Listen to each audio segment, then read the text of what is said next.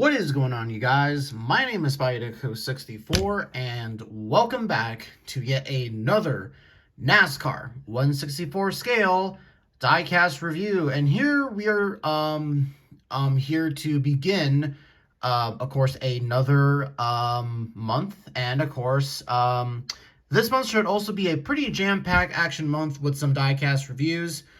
Before we do get into the diecast review itself, I said here and here in the same sentence, so please apologize me for that. I don't know, I'm kind of tired over here. Had some, just drank like a little bit of Coke, and kind of kept me a little bit up, but I just want to kind of go ahead and just say this right off the bat, and that is, January was a bit of a sluggish month for this channel, but I hope that this month, though, will be a bit better in terms of, the diecast reviews, since there are some pretty cool diecasts coming out this month and the next few couple of months in March. So hopefully, we'll pick the pace will pick back up. But let's kind of go ahead and start that once again by doing a review here today on yet another Xfinity race win. And this particular Xfinity race win, I've been anticipating for quite a bit of some time now.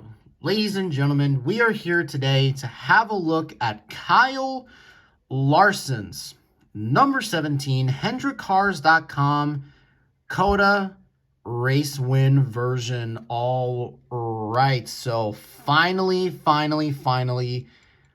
we have a Hendrick Motorsports Xfinity car in the 1/64 scale line. So let's not waste any more time, and let's get straight into it. So here's a quick look at the packaging right here. Weirdly enough, though, this packaging kind of combines a little bit of, it not only combines the Xfinity packaging, of course, you can see there the purple stripe going across, and all that sort of stuff, but it also has the 40th anniversary of Hendrick Motorsports, which I find kind of odd, since I thought, they would have committed to the full red lining and stuff like that. They did that with like the Tim Richmond one, weirdly enough, but they did it right here. So that's something I didn't know. So that's pretty neat. I have to imagine that probably the Chase Elliott one will probably be the same thing. I don't know. Maybe it'll be a bit different, but there you go. I just wanted to go ahead and mention that. So anyways, here is a look at the car itself. Like I said before, finally, we have a Hendrick Motorsports Xfinity car in the collection, finally. Now, I really have been anticipating for this car, and for some reason, this car was nowhere on the shipping reports for months. And up to this point, for the Cup Series, we have already reached the summer races, or getting into the summer races. And it was just really odd just to see that this car was missing. I didn't know whether or not it was canceled, or maybe, I don't know, maybe Lionel did an oopsie in the shipping reports, because I found out literally the day before I ordered it that Chase Elliott's Texas one was coming out. So better late than never. So this car right here, as of course you can see right here, this is Kyle Larson's one and only Xfinity win from 2024. And this was, of course, in a really thrilling battle between him, SVG, and Austin Hill. And in the end, Austin Hill and SVG were killing each other. Austin Hill tried to turn Shane Van Gisbergen down to the line. No surprise. Dirty-ass RCR driver. And SVG got penalized, and Kyle Larson prevailed through to win for Hendrick Motorsports for the first time since, I think, 2009, when Tony Stewart won in the 80 car at Daytona. So a very long time coming for Hendrick Motorsports in the Xfinity Series. Of course, since then, Rick Hendrick joined ventures with Dale Earnhardt Jr. to form Junior Motorsports. That's why, you see, the 88 number there, and why, they use the 9 for Chase Elliott. But overall, first impressions on this car, again, it is the typical Ricky Hendrick scheme. But what makes this more special, though, is that the number, this is how the paint scheme, this is where the paint scheme originated from the number 17. So it's just a really good feel circle, or good feel kind of story, you know, going around full circle. And again, I said this already before, but I'm a sucker for this scheme. I really love how Kyle Larson has had a consistent paint scheme pretty much ever since he's went to Hendrick Motorsports. You know, lately as of now, you know, we don't really get to see that with drivers. They change their paint scheme almost every single goddamn year, and it just kind of well, it's probably, you know, it's good for maybe for, I know for the diecast people, you know, it's good to differentiate the years, but it's good to have some brand consistency. That's what I'm saying here. Like, I would rather prefer Ross Chastain ran the same Busch Light scheme for many years and not change it. Same thing with, like, other sponsors. But yeah, I really love the way that this car came out. Just with that number 17 on the side, it just makes it look cool. I don't know what it is, but the number 17 font here just looks really cool. The Hendrick font really does look pretty cool right there. And I know the 17 is a pretty obscure number for Hendrick Motorsports, but before Roush, now they, of course, are the sole owner of that number, and there's no way they're going to give that up unless Chris Buescher decides, hey, I want another number. Then I don't see that personally happening. But yeah, I'm just kind of looking throughout the car itself just to see if there's anything worthy of note. All right, there's nothing really of note. Let's go ahead and get to the sponsors here. So on the windshield banner, you have just Xfinity. Now, the purple Xfinity banner, this is only for the Cup drivers. They had this on Daniel Suarez as well. Also, Xfinity is no longer going to be the sponsor for NASCAR's Grand National Tour Division. That's what the Xfinity Series was called. So, get used to this for as long as you can, because it will no longer be there. Anyways, it says HendrickCars.com, of course, slanted, but right there, looking pretty cool. Here's the Chevrolet Camaro front nose, which is a little bit crooked. It's more noticeable here. Yeah, it looks really bad there. And then, of course, this side looks like the same thing kind of too. And let's go ahead and talk about this side. So, actually, let's go here to the front. Anyways, you have number 17, Hendrick Motorsports, Sanunco, Goodyear Eagle tires, of course, right here. You got Xfinity, NASCAR race car, which has a bit of some paint chips right there. I don't know if you can really see it, but yeah, there's some paint chips right there. So there you go. And then you have 17, HendrickCars.com. The Get Bioethanol logo, hiring technicians. The Goodyear lettering is kind of scrubbed off a little bit on this one. I don't think that's part of the race one damage, but Lionel has not figured out how to do the details on the tires. I hope they do that soon.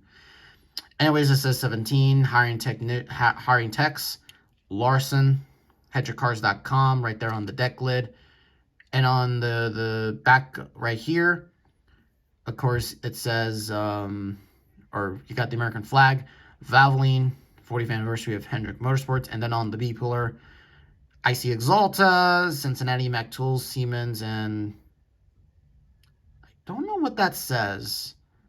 I'm sorry. Yeah, I don't know what that says. And it's the same other stuff on the other side. And it just says HendrickCars.com, 17 Camaro. There's an underneath look of the car if you wanted to see that. And now it's time to get into the race win damage. Now, looking from this car from afar, you're probably wondering to yourself, this is a race win damage diecast? While yes, it is. Now, the damage on this thing is subtle, yet it's pretty cool, actually. So let's go ahead and start here with the windshield. It says, so of course right here, you have the windshield wiper, you know, right there. And of course this was run on a road course, so that's why they have it. You see the windshield tear-offs right there, so that's looking pretty cool. Got this white strip for the, what is it, for like this vent part right here of the car. That's pretty interesting.